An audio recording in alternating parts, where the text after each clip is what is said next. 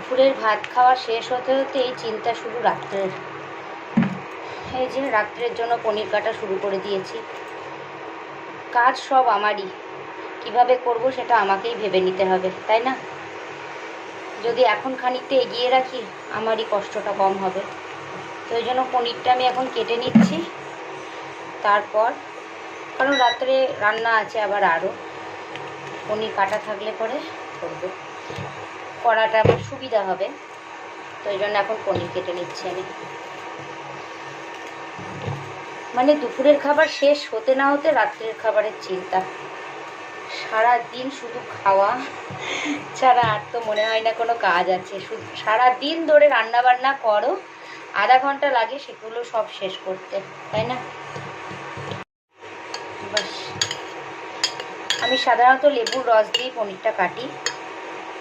তো হয়ে গেল পনিরটা আমার কাটা, একটা বড় কাজ হয়ে থাকলো।